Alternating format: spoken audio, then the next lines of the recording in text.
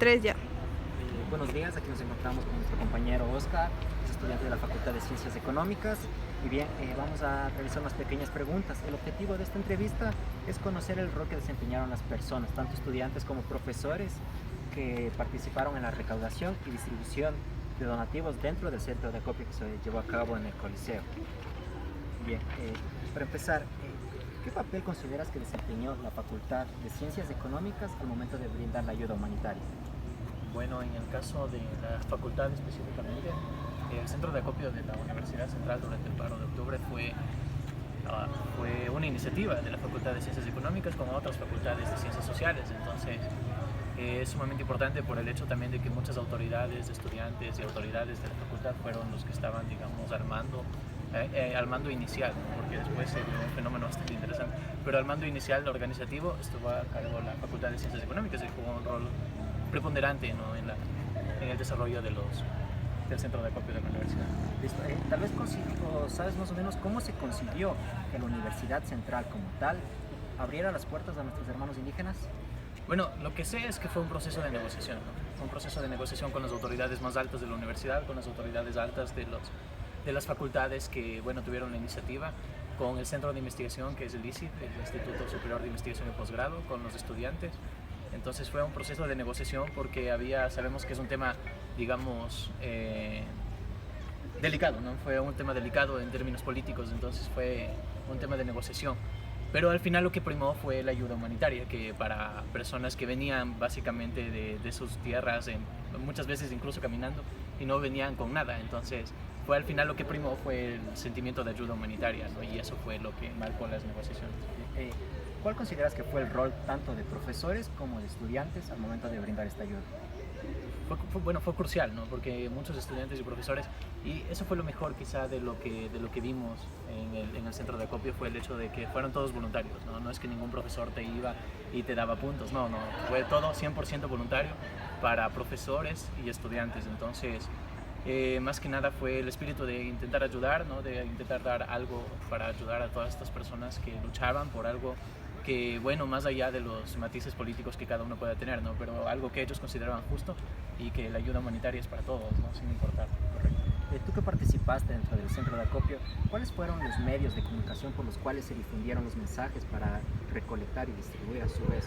Eso es lo mejor, y eso es un fenómeno que no se ha dado antes, yo diría, en la historia, ¿no? Y que podemos verlo de forma nueva últimamente, que son los celulares. Prácticamente todo fue por WhatsApp, todo fue por Facebook, por redes sociales. Entonces ahí se compartimos información, compartimos todo lo que pasaba, y fue nuestra arma, digamos, para mantenernos conectados todo el tiempo, ¿no? Entonces ahí coordinamos todo básicamente por redes sociales, y cuando nos veíamos acá en el centro de acopio, íbamos coordinando qué era lo que íbamos a hacer, ¿no? Entonces fue todo comunicación impersonal, ¿no? Gracias al desarrollo de las tecnologías de ahora. Así es. ¿Cómo se llevó a cabo dentro del Coliseo el proceso de clasificación de los productos recaudados? Ya, bueno, la organización dentro del Coliseo fue genial, ¿no? Porque llegó un punto en el que tú llegabas temprano, porque, bueno, la mayoría de la actividad empezaba muy temprano, ¿no? Entonces, en la mañana, entonces tú llegabas temprano y nos asignábamos todos unas comisiones. Entonces había una especie de coordinador general y cada uno iba a una comisión sin considerar si eres profesor, si eres ayudante, si eres estudiante, si eres lo que sea. Incluso hubo ciertos vecinos de por acá arriba, de las calles de por acá arriba, que bajaron a ayudar y no eran parte de la universidad como tal, ¿no? Pero querían ayudar. Entonces no había distinción de lo que se hacía afuera de la universidad, ¿no? Sino que entramos y nos formábamos unas comisiones, y las comisiones tenían tareas específicas. Entonces logramos organizar todas las actividades en función de eso. Tal vez conoces qué se realizó con los productos recaudados que no fueron utilizados. Claro, lo mejor de eso fue que ya después, una vez que el paro ya estaba terminando, y cuando ya terminó, todos los centros de acopio estaban conectados gracias a los medios de comunicación de los celulares, y como dije, entonces cuando terminó el paro, conversamos con la CONAIE. Entonces sabemos que la coordinadora general era de un colectivo feminista, profesora de aquí de la universidad. Entonces coordinamos para enviar todo eso a la CONAIE. ¿Por qué? Porque sabemos que quedaron un montón de cosas que no se usaron, pero todas esas cosas se llevaron allá y los dirigentes de la CONAIE los usaron. ¿Y para qué los usaron? Porque, bueno, sabemos que para ayuda humanitaria dentro de los grupos indígenas y aparte porque si es que se desatara algún evento similar, entonces tendrían así esas ayudas. O sea, que sepan a todos los que donaron, si me permite, que sepan todos los que donaron que eso se llegó a donde debía llegar, no se quedó en la universidad para nada. Listo, gracias. ¿Cuál es tu opinión acerca de la forma en la que se organizó y distribuyó los artículos obtenidos para las donaciones? Bien, respecto a eso, pues bueno, como les digo, fue todo en comisiones, entonces todo se hizo de la manera más transparente posible, entonces sí, a mi parecer todo se hizo muy bien. ¿Por qué? Porque teníamos una cocina, hicimos una cocina comunitaria, entonces las personas iban y todos los alimentos los cocinábamos ahí mismo y eso se repartía, entonces fue una clasificación, un uso de lo que teníamos de forma tremenda, ¿no? Dentro de la comida llegaba comida que ya estaba un poco más pasada, entonces eso era lo primero que utilizábamos para que no se dañe, ¿no? Entonces lo que estaba más maduro, entonces para que no se dañe y luego teníamos el resto, entonces fue una disposición tremenda, muy organizada sobre los alimentos, sobre la ropa y todo. Ya. ¿Cuáles fueron las dificultades encontradas en el proceso de recaudación de donativos? Dificultades yo diría más que nada en el sentido de llegar al centro de acopio, porque era muy difícil llegar al centro de acopio, sabemos que las calles estaban cerradas, había presencia policial, presencia militar en prácticamente toda la ciudad, entonces era muy complicado y las personas tenían además miedo, entonces muchas de las personas que llegaban con nosotros decían que tenían miedo literalmente, entonces lo más complicado era llegar al centro de acopio con las donaciones, porque de ahí lo que pude apreciar y lo que muchos de los compañeros apreciamos es que había una gran cantidad de personas que querían donar, entonces eso fue algo genial, ese espíritu de comunidad. Ya. Y en el proceso de distribución de donativos, ¿cuál fue como la dificultad más difícil? Yo diría que en ese sentido fue un tanto la organización con los indígenas, con los hermanos indígenas. ¿Por qué? Porque ellos muchas veces llegaban a... Bueno, ellos estaban en el arbolito, ¿no? Que fue donde el principal centro, ¿no? Entonces a veces llegaban antes, a veces llegaban después. Y quizá ahí fue donde se dio la mayor dificultad en cuanto a la repartición, ¿no? Porque tocaba estar, digamos, de acuerdo con ellos, ¿no? Entonces, aunque logró coordinarse con los almuerzos, la comida y el desayuno, logró coordinarse bien eso, pero al principio eso fue como que un pequeño problema que logró solventarse, ¿no? Con el tiempo. ¿Cuáles fueron las reacciones al observar la acogida que tuvo el llamado a la comunidad universitaria? Bueno, eso fue genial, ¿no? O sea, ¿te refieres a reacciones de nosotros? Reacción.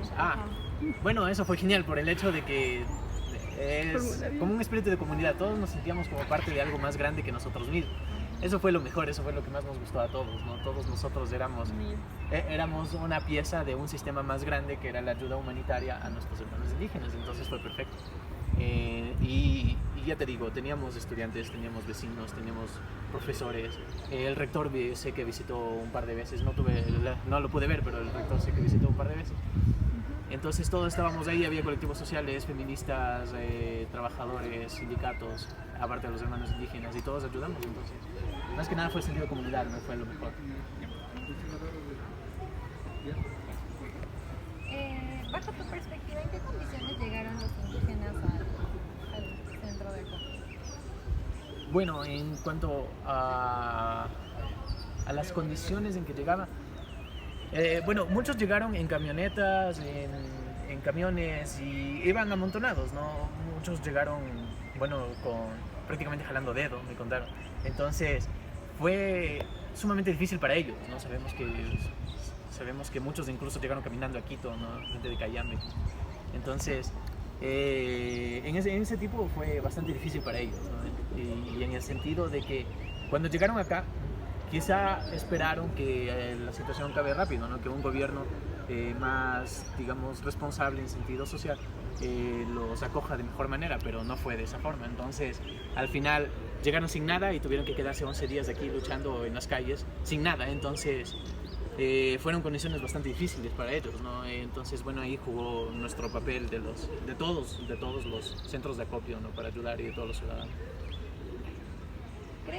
¿Crees que el respaldo de la comunidad universitaria fue suficiente para satisfacer las necesidades de los indígenas? Yo diría que sí, porque muchos compañeros indígenas que vinieron al centro de acopio no tenían a dónde ir además, entonces muchos que no podían quedarse en la Casa de la Cultura o en algún otro centro de acopio venían donde nosotros y aquí tenían todo, les dimos 3 comidas diarias, lo que podíamos, cuando podíamos les dábamos refrescos, aguas, frutas Aparte de eso, también tenían donde dormir, conseguimos colchones, conseguimos cobijas, conseguimos ropa. Tenían todo lo que pudieron necesitar para mantener su jornada de resistencia popular. Entonces fue crucial, ¿no?, para el desarrollo de los hechos de octubre.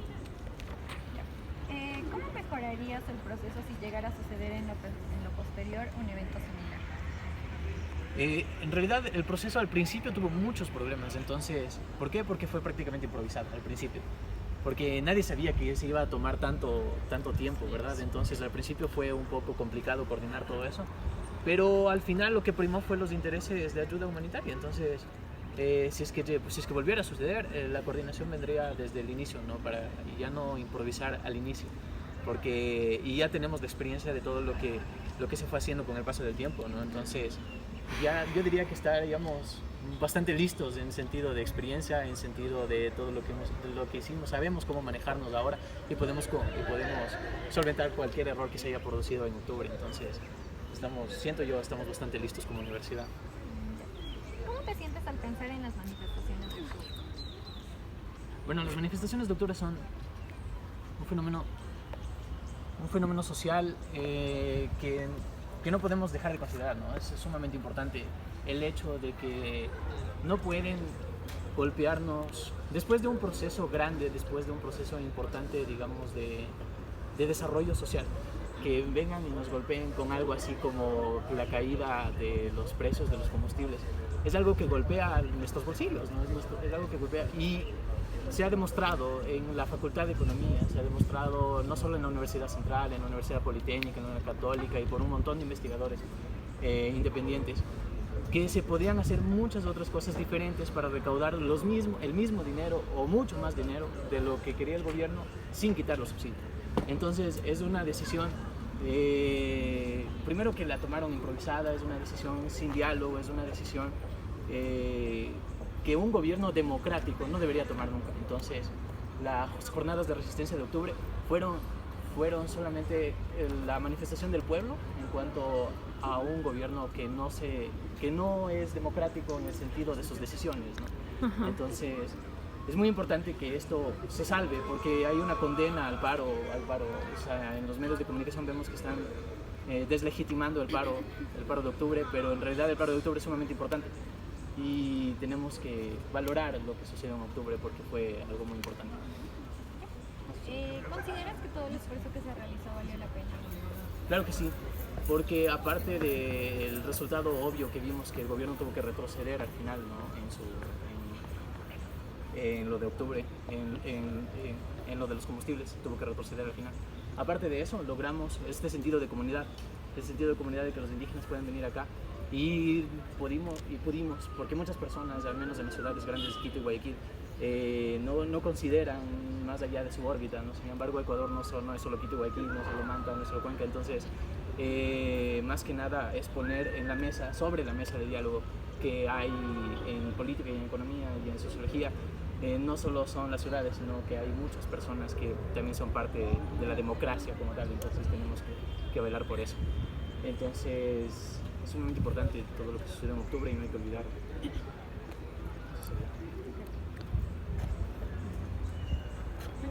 Esta es la última pregunta acerca de los acontecimientos del pasado octubre.